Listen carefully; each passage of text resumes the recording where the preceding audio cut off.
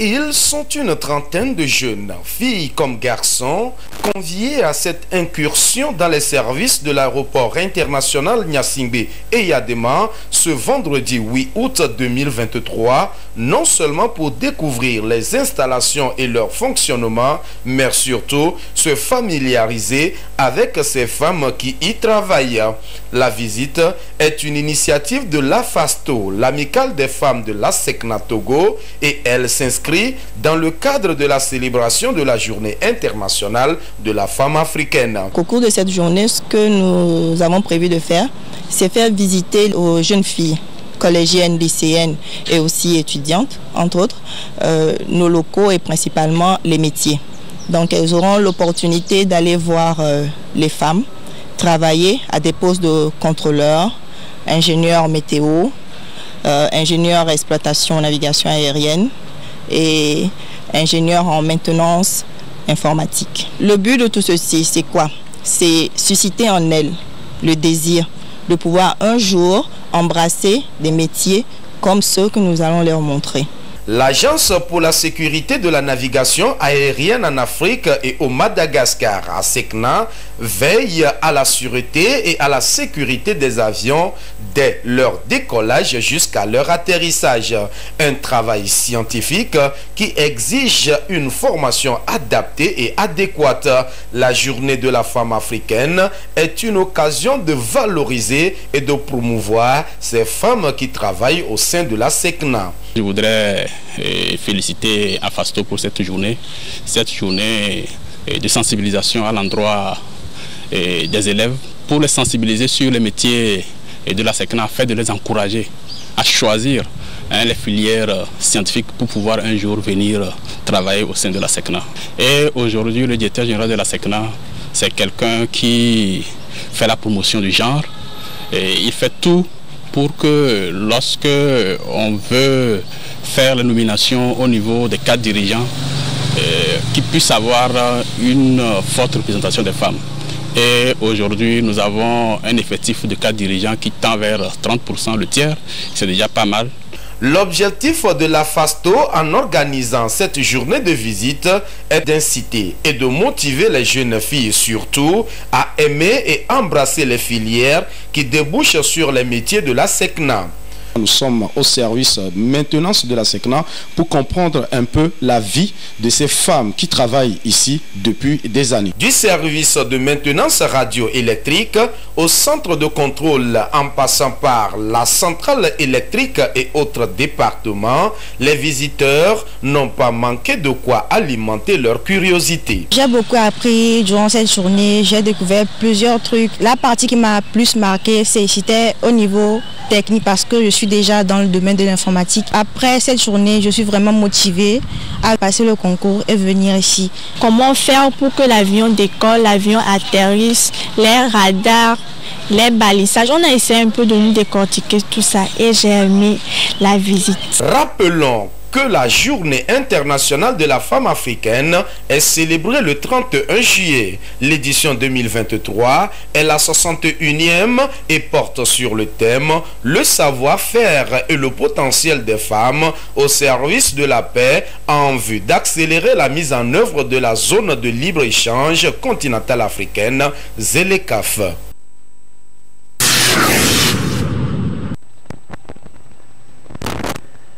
L'inclusion financière est en nette progression au Togo.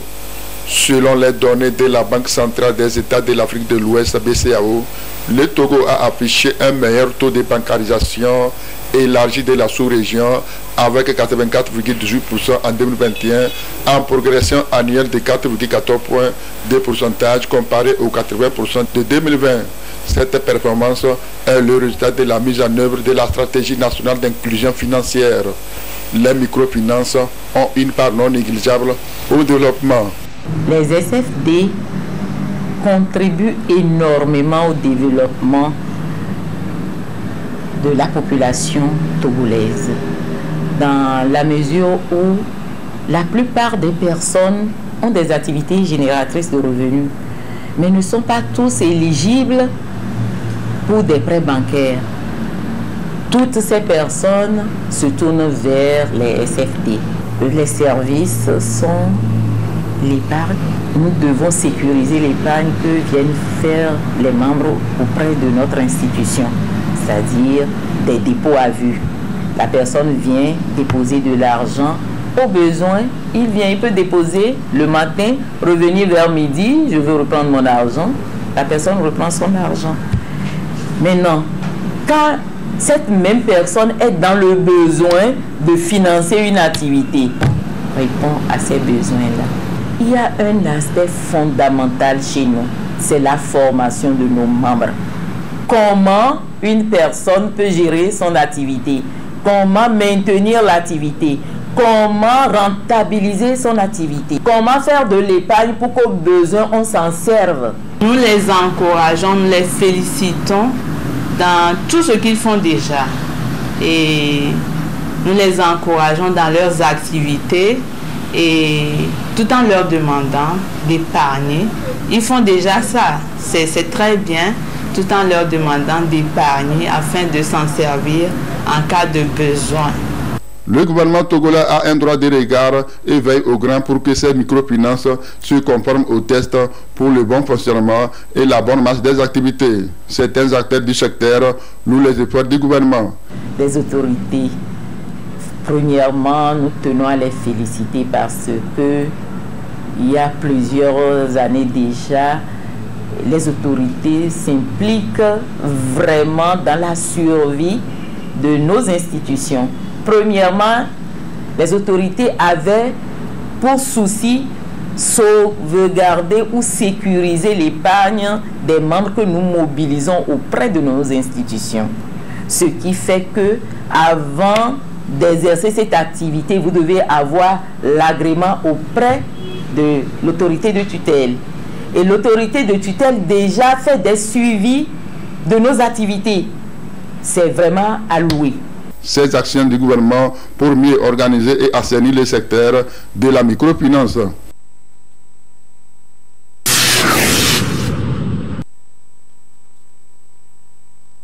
Aujourd'hui, une bonne partie de la population vit dans les villes. D'accord? Il y a un accroissement démographique, mais c'est qu'il y a presque 50% de la population qui vit dans les villes, population mondiale j'entends. Les villes occupent 2% des espaces disponibles aux populations. Par contre, les villes produisent 80% des gaz à effet de serre. Donc, il y a un petit espace qui produit énormément de pollution. Voici un constat qui suscite inquiétude. Inquiétude, oui, car la population mondiale ne cesse de croître au jour le jour et cette démographie galopante impacte également l'environnement. Les inondations en milieu urbain, la pollution de l'environnement, le dérèglement climatique, c'est autant de réalités qui trouvent origine dans l'action humaine. Pour parer le phénomène et préserver la nature, il convient d'adapter les villes au bien-être des populations, ce qui prend en compte plusieurs paramètres. Ces paramètres-là, c'est déjà l'environnement. C'est déjà la possibilité pour les gens de se loger décemment. C'est des maisons qui, par exemple, produisent leur propre énergie, leur propre électricité ou à travers les biogaz, etc. Donc, ces villes-là peuvent devenir autonomes ou ces maisons peuvent devenir autonomes pour pouvoir, des fois même, restituer le surplus d'énergie qu'ils produisent pour d'autres utilisations. Il est question aujourd'hui d'aller vers la notion de ville intelligente. Une ville utilisant les technologies de l'information et de la communication pour améliorer la qualité des services urbains ou encore réduire ses coûts, avec une gestion raisonnable des ressources naturelles. Dans une ville intelligente, les maisons vont par exemple avoir du surplus pour faire l'éclairage public, parce que ces maisons produisent leur propre électricité.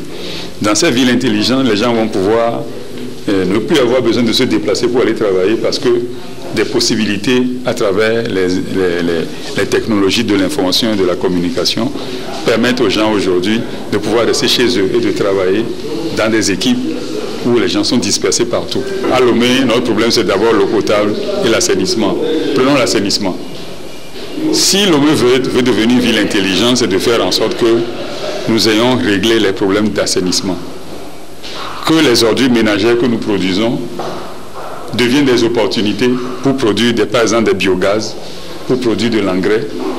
que dans nos villes, sur par exemple nos maisons, nos toitures terrasses, nous pouvons faire aujourd'hui du jardinage.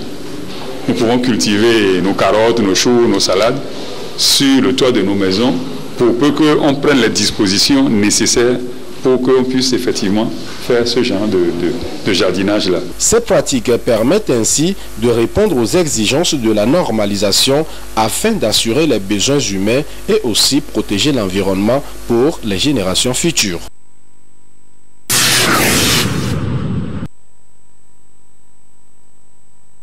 Comment gérer les enfants, surtout les tout petits, pendant cette période des vacances pour leur permettre de tirer meilleur profit à cette inquiétude? Voici la réponse de la psychologue Olivia Gamato qui propose d'initier des activités éducatives et extrascolaires. Pour aider les enfants à stimuler leur intelligence, nous amenons les enfants à apprendre à la lecture par exemple et à savoir qu'il y a d'autres sources de connaissances en dehors des tablettes ou de la télévision. Des activités artistiques également pour permettre aux enfants de développer leur créativité et de savoir qu'ils sont capables de plein de choses, de reconnaître leurs propres valeurs et de pouvoir assumer en tout temps et aussi à l'avenir de pouvoir assumer face aux multiples difficultés qui s'offrent au quotidien. Nous avons également l'atelier cuisine où les enfants apprennent également à faire plein de choses, où les enfants développent le goût de la cuisine. Et à travers ça, les enfants et adolescents arrivent toujours à développer leur estime de soi et leur créativité, l'amour pour l'entourage également. Au-delà, il faut également permettre aux élèves de se divertir et de se détendre à travers la pratique de divers jeux. Ces jeux participent au bien-être psychologique et mental de l'élève. Rendre ces vacances utiles, occuper les enfants autrement, leur donner le temps d'aérer leur esprit, et de mettre un peu de côté les cahiers, d'apprendre et de découvrir autre chose de la vie pour avancer normalement et acquérir un équilibre psychologique également pour pouvoir affronter la vie avec ses multiples facettes. À travers ces activités-là, nous arrivons à mieux découvrir leurs enfants, nous arrivons à mieux leur connaître, nous arrivons à déceler leurs souffrances, leurs difficultés, parce que les enfants n'arrivent pas toujours à exprimer tout ce qu'ils ressentent et ils gardent ces souffrances-là jusqu'à l'âge adulte. Nous faisons l'évaluation psychologique des enfants à travers chaque activité. Pour un meilleur encadrement des enfants pendant cette période des vacances, voici donc des conseils utiles à mettre en application.